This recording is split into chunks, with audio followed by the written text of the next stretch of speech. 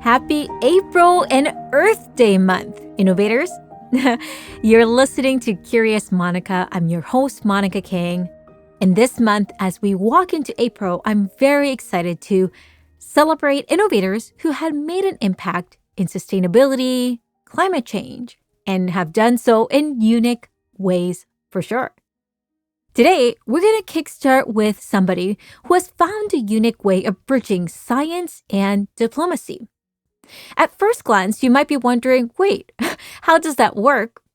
And quickly, as you dive into her story and journey, you'll realize, oh, that makes complete sense. And I wonder, geez, what are other ways I can bridge my passion for science? You see, Dr. Aubrey Paris has always loved science. I mean, yes, she's loved storytelling and wanted to be a writer throughout her childhood, but science was something that she found early on that was just so exciting and interesting. I mean, the way how you can problem solve and identify problems and gaps, and how you had to find different methods to find a way to do something differently. It quickly led her to continuing her master's degree and also pursuing a PhD in chemistry and material science from Princeton University. And of course, navigating how she can bridge that into a unique way to make a positive difference in society. And that journey led her to learning about this field of diplomacy. You might be wondering, isn't science and diplomacy not necessarily that related? Well, be ready to be debunked because Dr. Paris wants to empower you to realize that we should stop thinking from our career just in what we had in our degree or what we had in our first job. And so, whether it's now bridging policy or helping think of new innovative ideas or finding systematic solutions on how we empower climate change conversations differently in different departments across the embassies around the world, Dr. Aubrey Paris is excited to share how she's found a way not only to continue to bring her passion for science and a new passion for storytelling with diplomacy.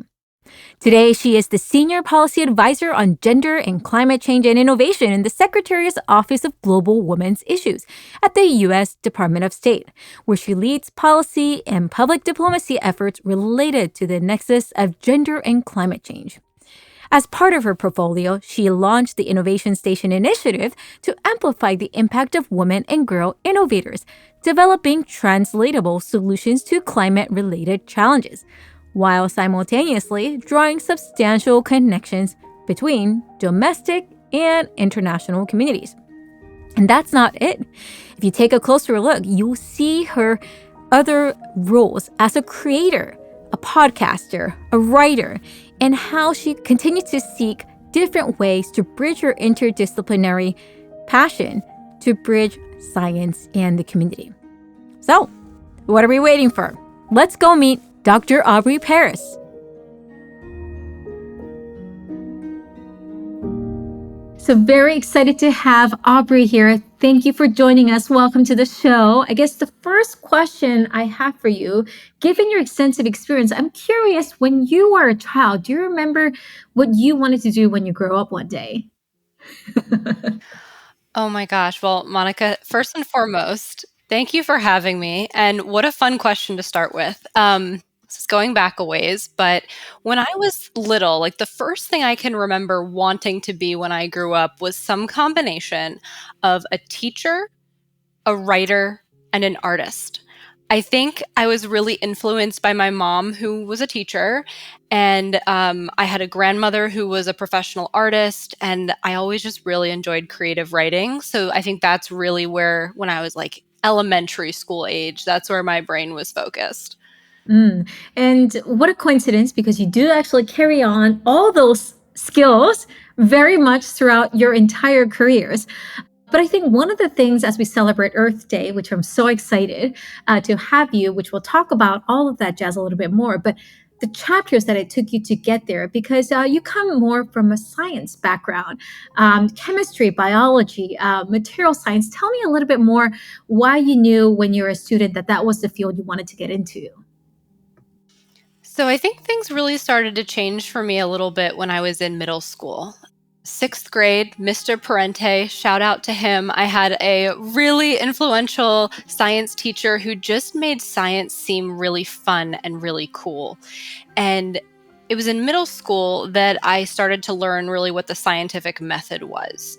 I was that kid through middle school and high school that was really into science fair. Please don't judge me. Big fan of science fairs over here. And the idea intrigued me because I have always been really interested in the environment and animals as a kid, and I really loved this idea that I could ask questions of what I wanted to know about in the world around me, and I had the ability to find the answers, which really is the scientific method. I could pick something that I was really passionate about or interested in, or that I thought was a real problem in the world, and try to devise some experiments to come up with an answer, a solution, what have you. So really throughout high school, all of my science fair projects focused on the environmental sciences.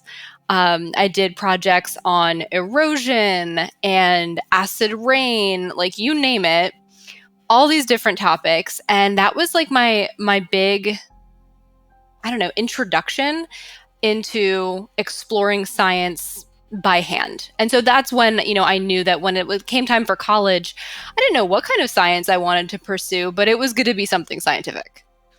And not only did you pursue science, you have pursued a bit deeply, even more so, and gotten your PhD. Tell me a little bit more, because even if you love science, I think it's a whole other decision-making journey to say, hey, I might want to do this more studying thing and do this PhD. Yeah, it's a decision that should not be taken lightly, right? I think my story, my real professional story with science begins when I was an undergraduate. I attended a small liberal arts school called Ursinus College in Pennsylvania. Big fan. And while there, that's when I chose my first two really professional scientific paths, biology and chemistry, as you mentioned earlier. And it was also during that time in college, coming from this liberal arts background, that I was introduced to everything that science could mean in the lab, but also outside of the lab in a very societal context. And so that's when I started learning about the importance of science communication and the role of science in policy and all of these other intersections that aren't necessarily obvious when you think about scientists behind a lab bench or at a fume hood or in the field. And so I learned during college that I thought I'd want to pursue what I think academics typically call alternative careers, basically not behind a lab bench for the rest of your life. But I did still realize that being seen as an expert in the sciences would be important for me to pursue science in one of these alternative career tracks. And that's really why I thought the PhD was the right route for me. And how has that influenced your future? Yeah, so I ended up doing my PhD in chemistry and material science at Princeton. And my original science fair ideas of finding a problem that I am personally very passionate about and solving it with science definitely carried through all the way through the PhD. I was studying how to develop materials that could transform carbon dioxide, a potent greenhouse gas, into alternative products that could actually be useful, marketable, kind of as a climate change mitigation strategy. So very real world, very like, here's the problem, let's fix it, that kind of vibe. But when I was in grad school, I was really adamant about pursuing opportunities outside of the lab as well. That's something that I learned as a college student. So while I was at Princeton, I was really fortunate that Princeton had an amazing policy school, and I got to attend a lot of seminars related to environmental policy. I joined a graduate student group called the Princeton Energy and Climate Scholars that let me interface with graduate students from all across the campus. History, arts, engineering, policy, you name it, to develop collaborative projects together. And then I maintained some outside of campus activities with a science policy think tank and a science communication podcast that really let me continue to explore the full breadth of what science could mean in the real world. And when it came time to defend my PhD, I was like, I think I know what the next step is. I think I want to know if a science policy career is right for me. And so I applied to a bunch of science and technology policy fellowship programs in Washington, D.C. I was fortunate to be accepted to one of them. And the rest is kind of history, because while my capacity, like I'm not a fellow anymore, my capacity has changed, but I'm still doing that work that I started to some degree after I finished my PhD. That's really inspiring to hear, because I could see from the audience whether they first looked at your title, I'm like, wait, she works at the State Department. Like, what does that even mean? Like, what kind of role? And then also from your science background, I'm like, wait, how did she get from science to diplomacy? But you're sharing that it started with early exposure. And I'm hearing from your reflection that it started out of pure curiosity. Taking kind of a macro step back before we kind of talk a little bit more about what's going on with the work that you do at State. There's lots of skills and experiences that help shape you, who you are as a leader and as a person. I'm curious, you kind of hinted already a few incidents through your reflection, but what would you say has been really key in, helping you be a better leader and the person you are today?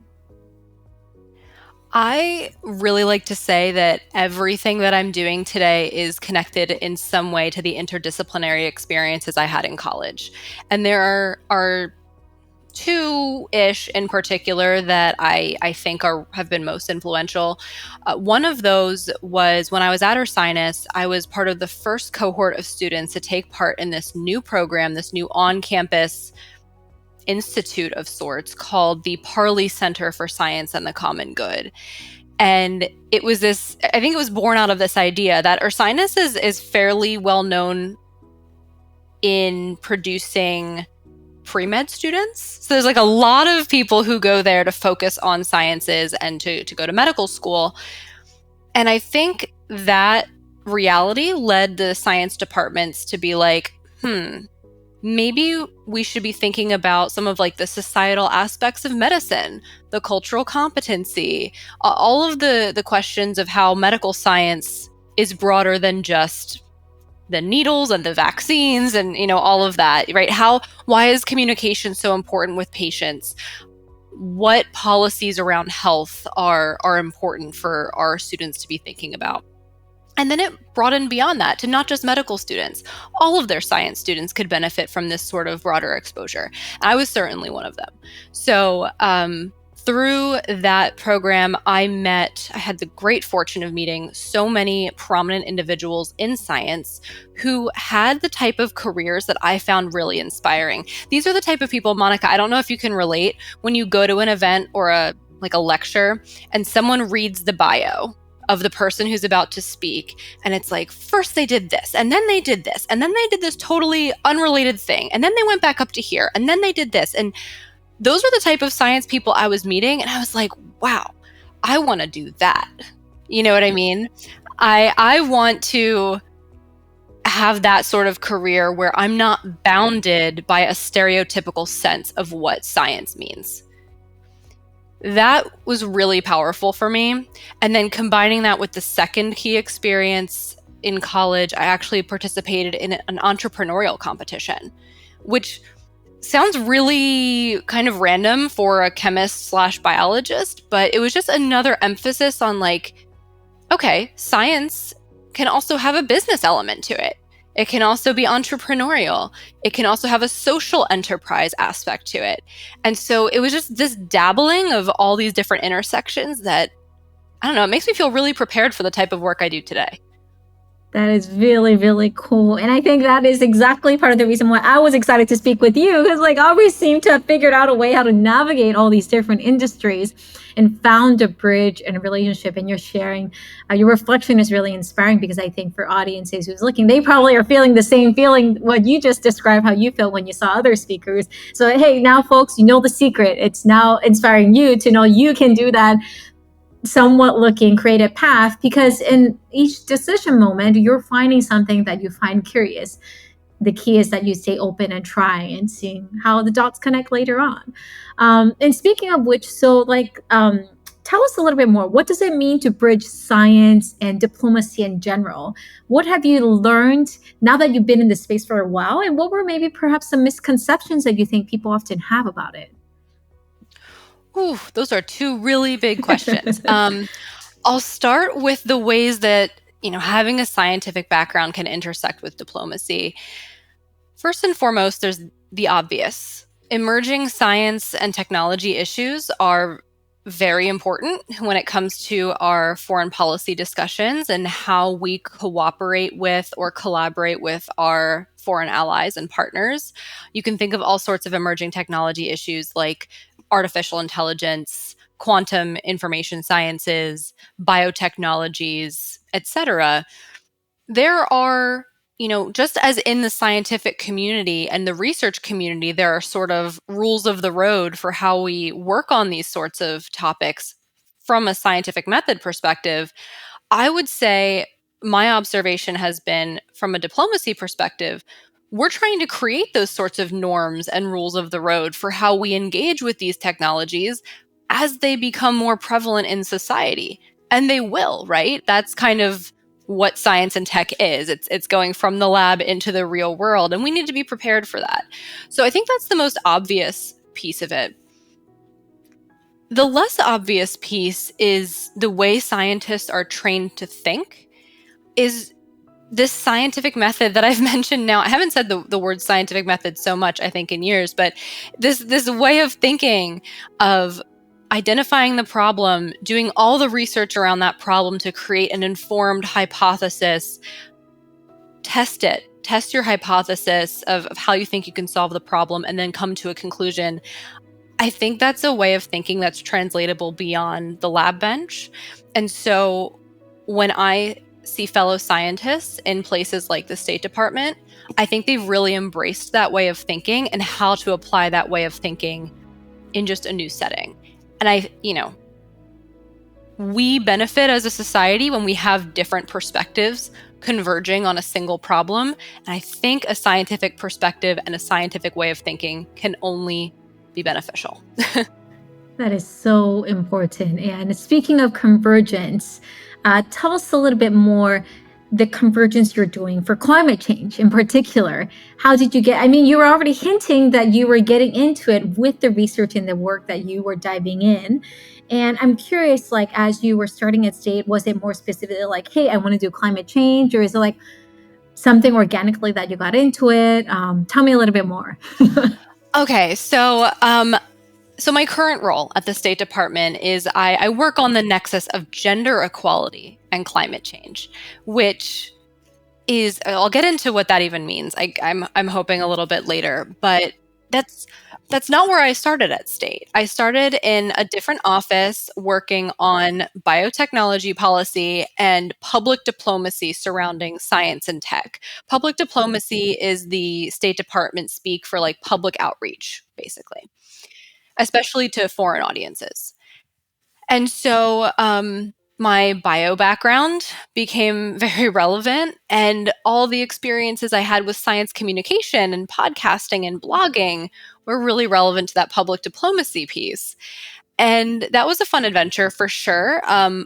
But I happened upon my current role a little bit fortuitously. Climate change and, like I said, the environment have always been my passions.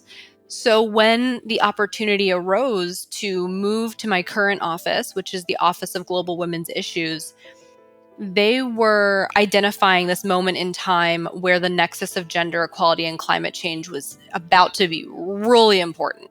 For the record, it's always been really important, but in terms of, even priorities within our government system, it was about to really be important, and they didn't have a portfolio on it.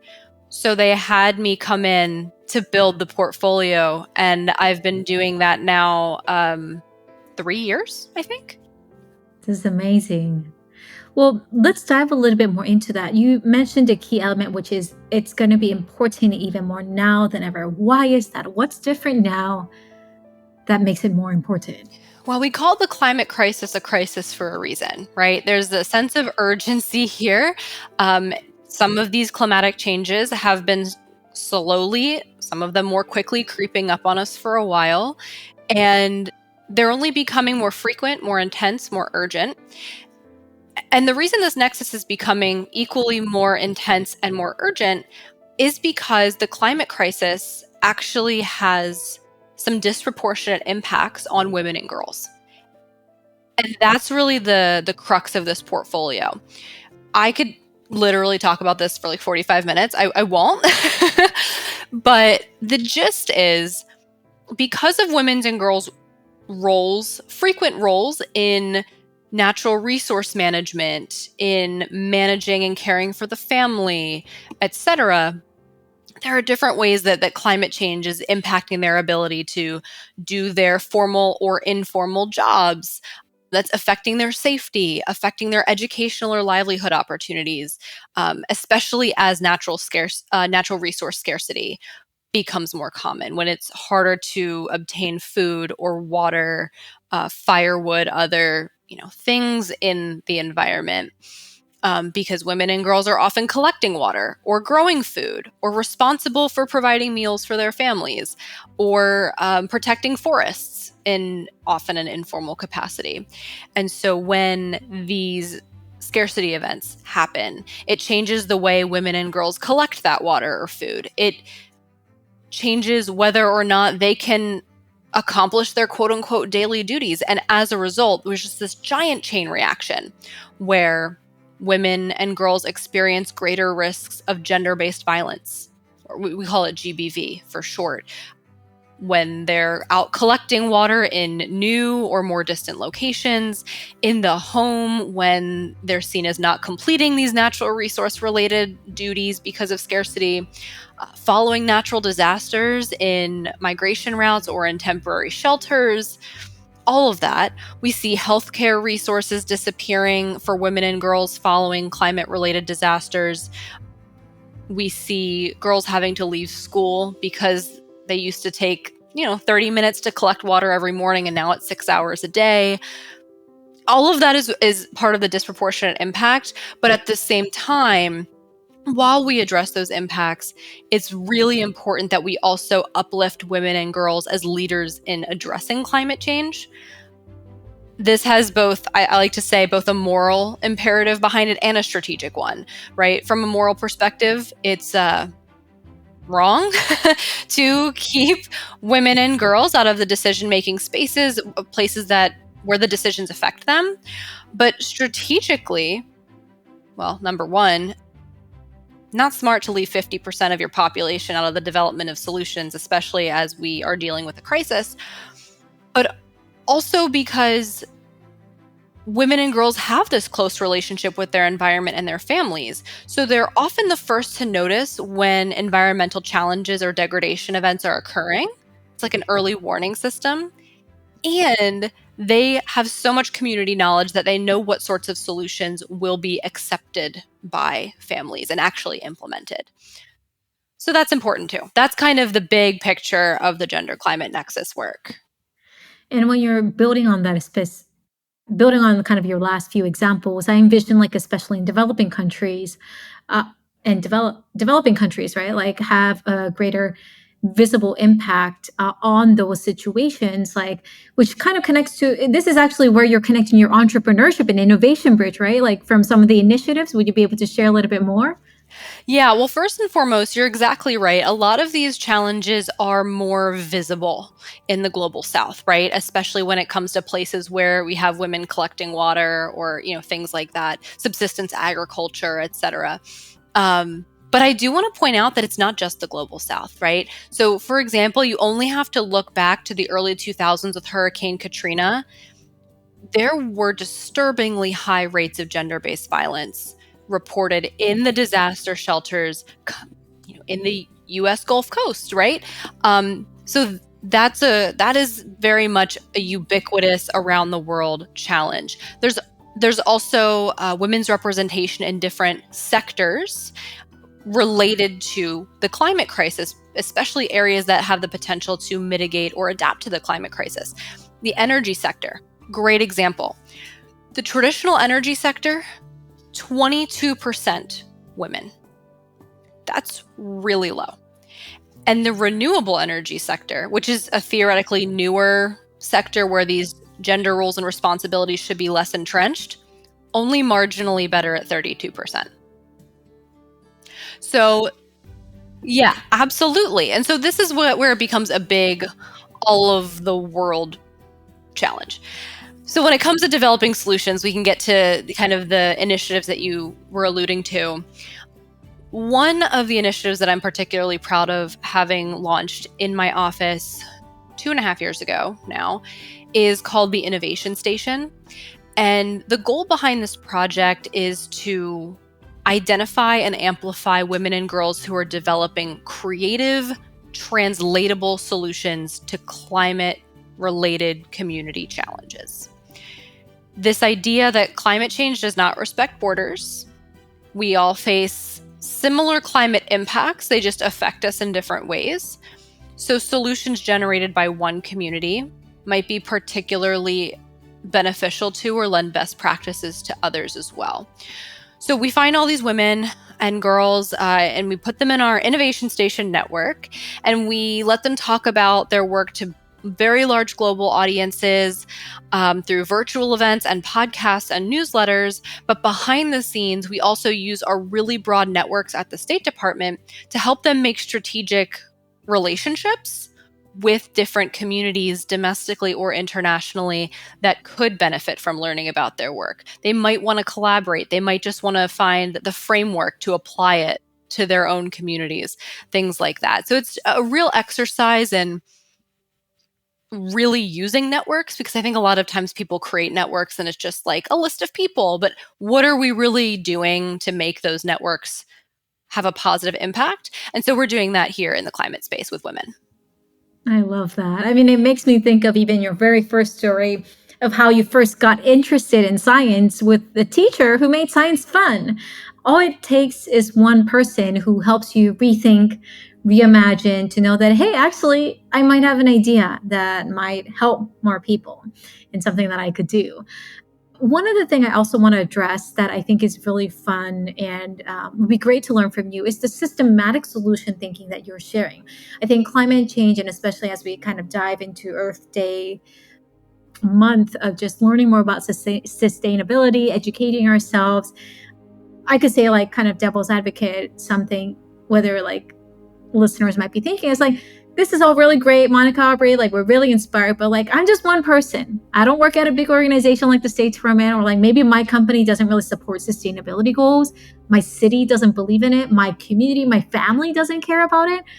What do I do? So it's great that if you're in a place where you can build systems and have that support, but I'm curious if you have also advice in what we can do as individuals to help make a difference. Because I feel like sometimes it's like, well, it's such a big deal. Like, I mean, it's such a big problem. And because it's a crisis, like maybe me alone, like I can't really do much.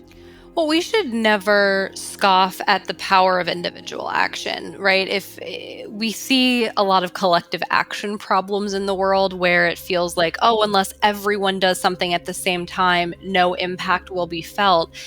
And I understand why people might believe that, but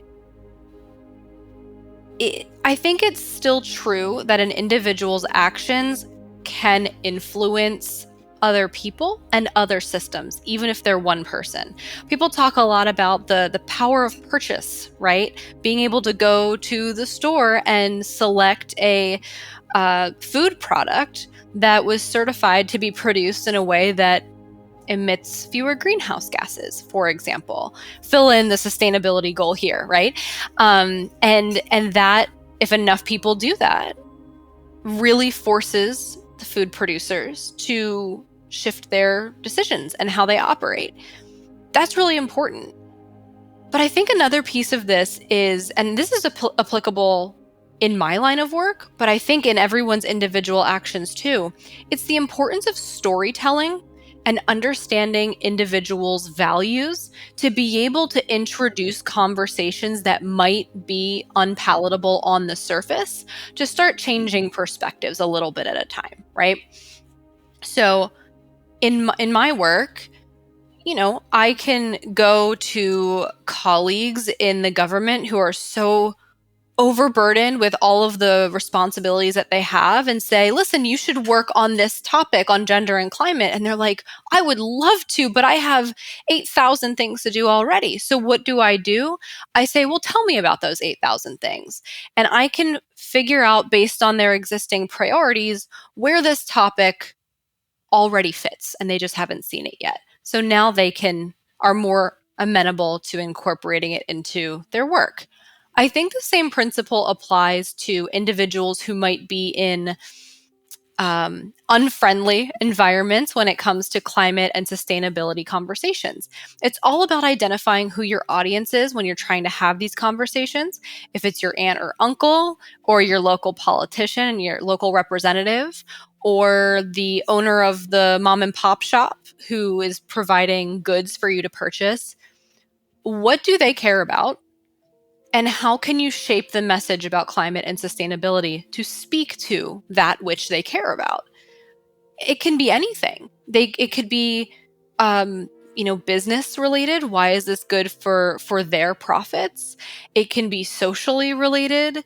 It can be. There are ways to tie it to almost any topic. You can find ways if you care enough about advancing these conversations. And so that's another thing that, in addition to your purchasing power, keep those strategic conversations and stories in mind because they can be incredibly impactful for getting people on board. That's really insightful. Thank you for sharing that. As you're sharing these insights, I think one other thing that I'm really hearing part of the key skills is really that mindset, that storytelling skills, as you said. So it's not just the technical knowledge or knowing about science, but actually even the comment that you said about scientific thinking, that as a skill set. I'm curious because that in itself also are key skills to continue to hone. How do you like to continue to hone your craft as a leader? And what are ways that you like to continue to improve as a leader? I'm not sure I have anything groundbreaking to share here per se. I think there are incredible leaders that have all the tips and tricks. But for me personally, I am always trying to learn from the people that I work with, especially folks like interns who work under me and who I'm giving guidance to and who I am most directly leading on a day to day basis, making sure I'm creating space for them to share their concerns, of course, their questions. Um, in one-on-one settings, in small group settings, understanding what settings are comfortable for them and that not everyone will be comfortable in the same situation. I think that's incredibly important. I also tend to look back on my own experiences when I was in less of a leadership position and try to identify what didn't work for me as the person working under someone else. For example, it really, really, really bugged me when I was told to do something and I didn't know why. I didn't know how it was going to be used, whatever product I was creating. And so anytime I can identify something like an idiosyncrasy like that, I try to make a overtly conscious effort to not do that in my leadership now. So, for example, with my interns, every assignment, it's like, this is what you're responsible for, these are the expectations, and this is how I'm going to use what you generate.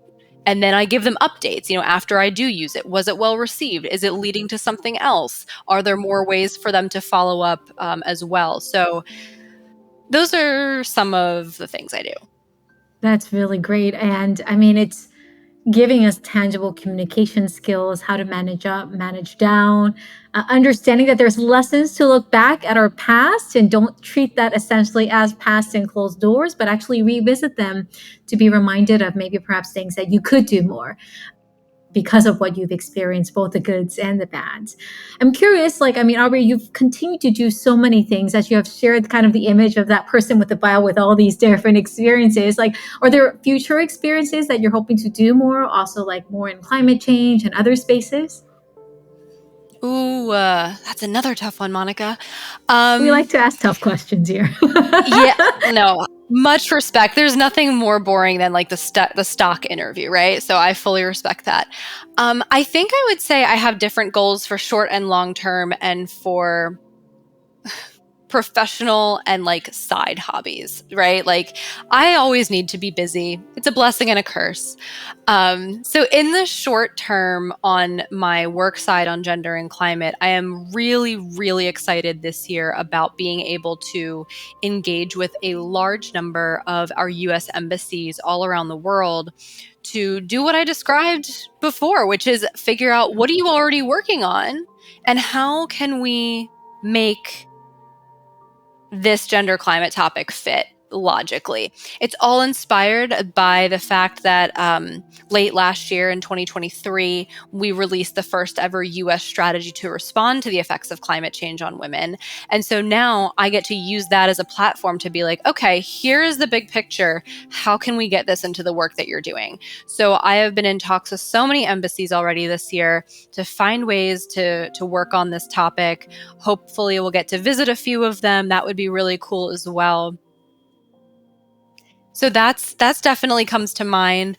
Outs yeah, stay tuned. Hopefully more great impacts to come. And then on the side hustle personal side, I'm just really interested in exploring all different sectors in a way. Like I feel like I've had experiences now with business, obviously with government, with research and academia. I really enjoy things that are conversational and sort of media centric. So that's something I'd like to learn more about as the years go on, to just keep adding another dot to that weird resume career path, if you will. Well, with that, you're going to continue to help, as you pointed out, tell better stories to make this learning of these different fields more accessible and not so jargony so it feels tough. I think whether folks are tuning in to get excited about the science or the diplomacy or just being inspired to meet another leader in sustainability, I think they're going to walk away with a lot of wisdom.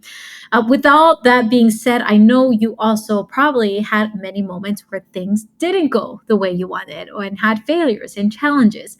Bring us back to maybe some of those moments. What happened? How did you face them? And what helped you overcome? Or if you didn't, what did you do with it? Yeah. What is a good example to give here? I think it is it is very easy to like fall back on like, oh, working in the sciences in the lab, things only work like 30% of the time if you're lucky. And that can be really really challenging. Um, Especially when you're in the throes of a PhD, which can feel never ending and really intense. In the sciences, I would say I really tried to apply a creative way of thinking, especially when the experiment, the hypothesis, it just wasn't panning out the way I had hoped. Being able to put a new spin on it and examine new possibilities is something that is relevant to the lab bench, but it's relevant to the real world as well.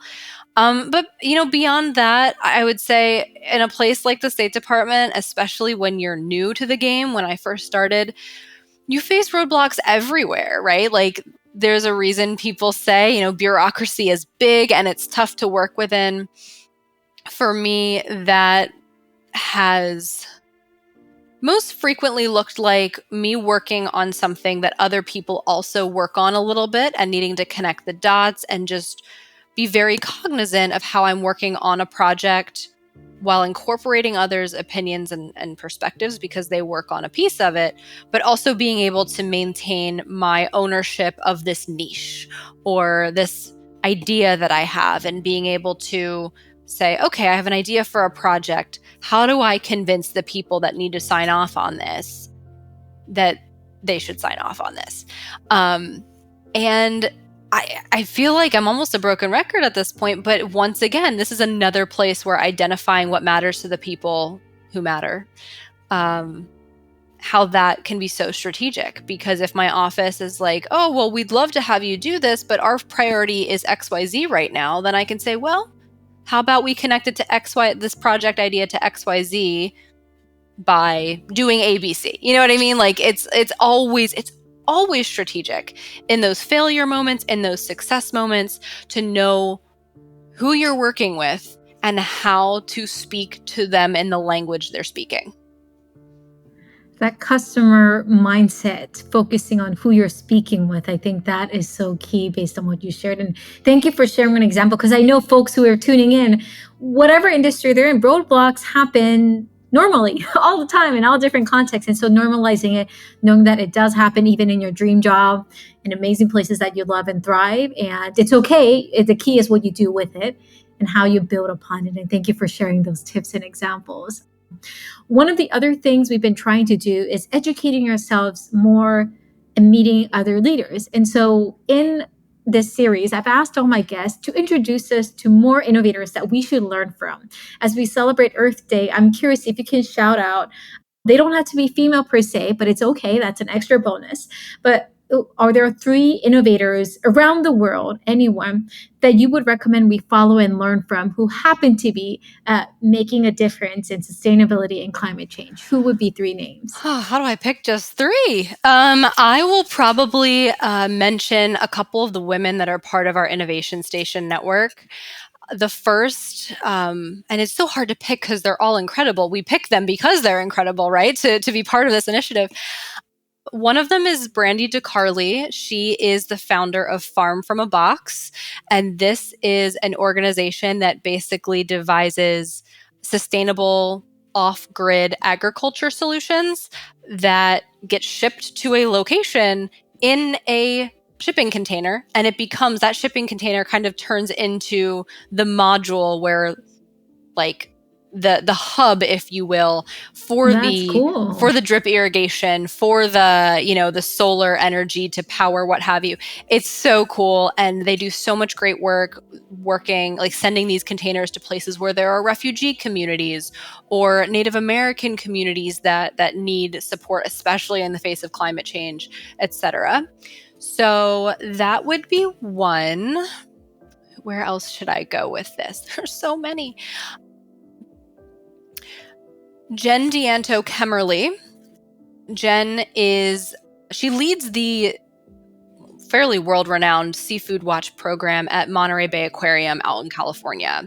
And so this program is all about working with seafood producers in different parts of the world. A lot of our seafood comes from not here in the United States.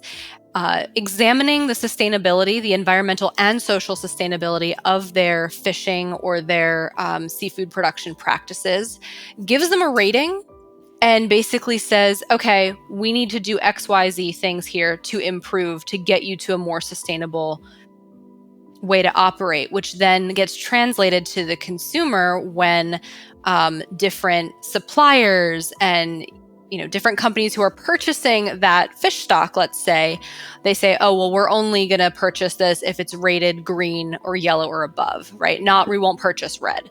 And so then they create these tools and consult with the communities to improve the sustainability of the practices. So that would be a good one. And then let's see, one more.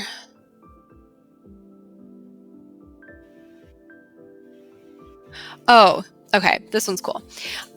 So in Africa, we have a woman who's part of the network. Her name is Dr. Lucy King, and she is part of the organization called Save the Elephants, where she leads their Elephants and Bees project. So this is sort of in line with wildlife conservation and pollinator protection.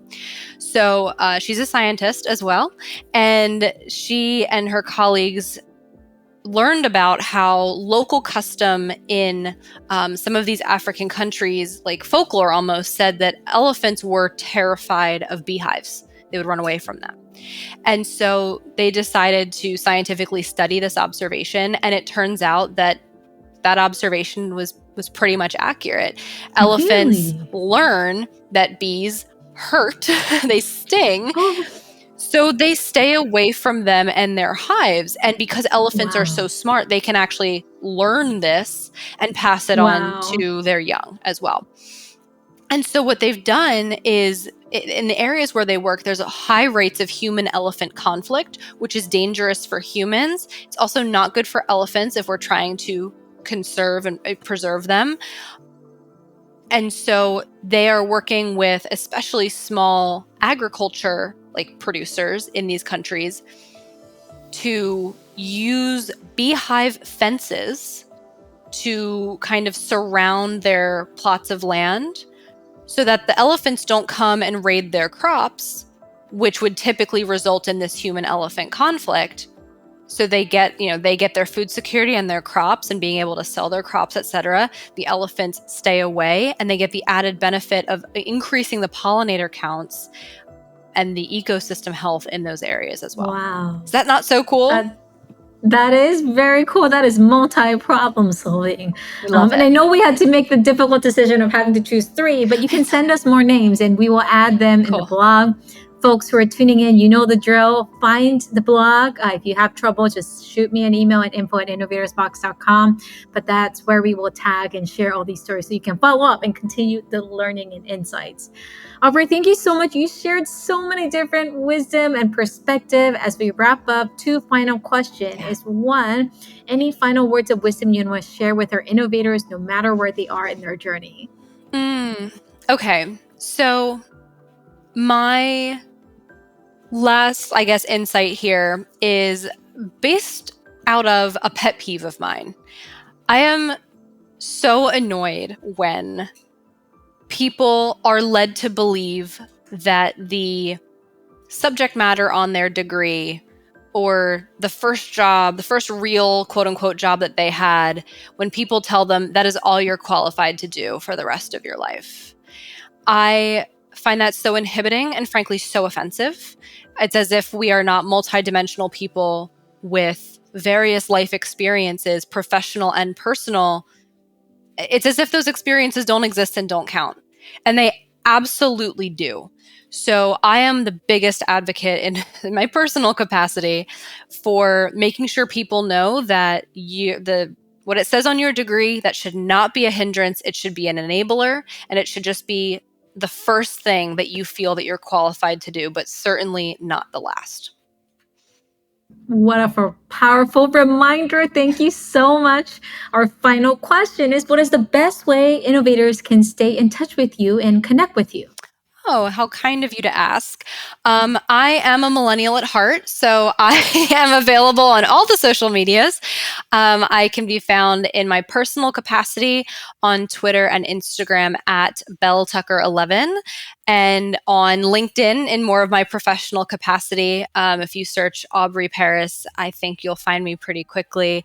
I also have some cool personal projects over there that I would encourage folks to check out.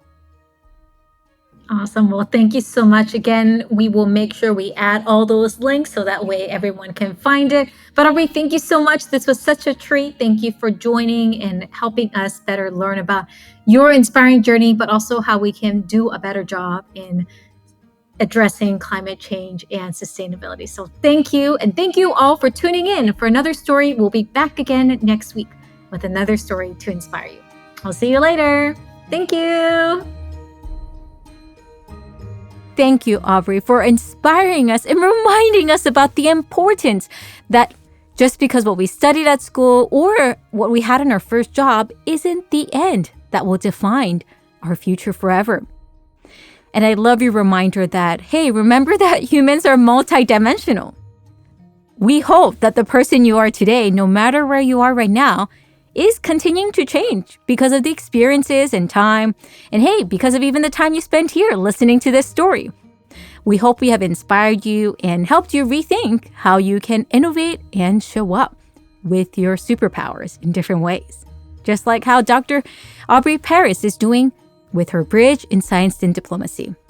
So we'll continue on next week as we celebrate Earth Day, how other innovators are thinking about sustainability differently. And next week, we're going to meet somebody who has found YouTube as a unique channel to communicate the importance of agriculture differently. You might have come across his videos from many of the channels.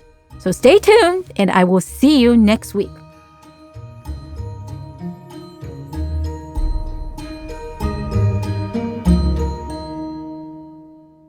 Thanks so much for tuning into today's episode. Your support means the world to us, so we're so glad you're here.